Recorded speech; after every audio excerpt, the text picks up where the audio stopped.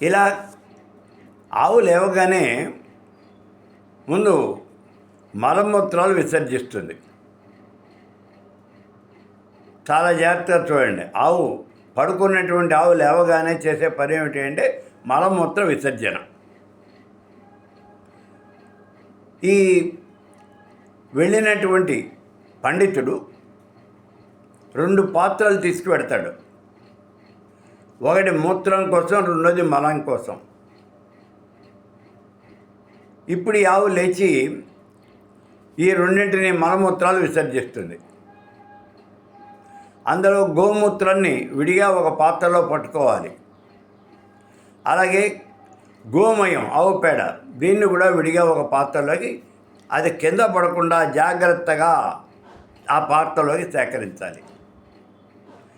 ఇక్కడ ఒక్క మాట గుర్తుపెట్టుకోండి, ఆవుకి అవి తినే తిండిలో ఏమైనా తేడా కనుక వచ్చినట్లయితే ఆవు వేసేటటువంటి పేడలో, గోమయంలో తేడా కనిపిస్తుంది మీకు.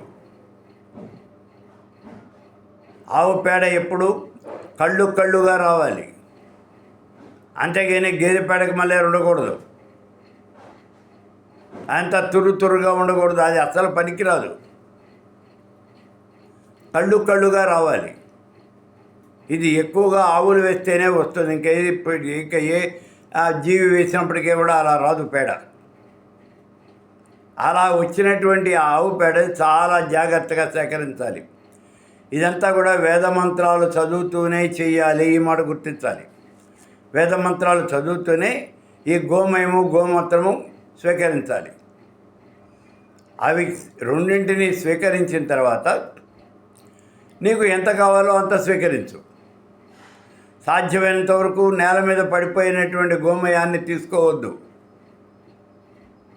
మీ గోశాలలో 4-5 ఆవులు ఉన్నాయి కదా, కాబట్టి ఆ ఆవు పేడను వేస్తున్నప్పుడు మాత్రమే దాన్ని స్వీకరించడానికి ప్రయత్నం చేయండి.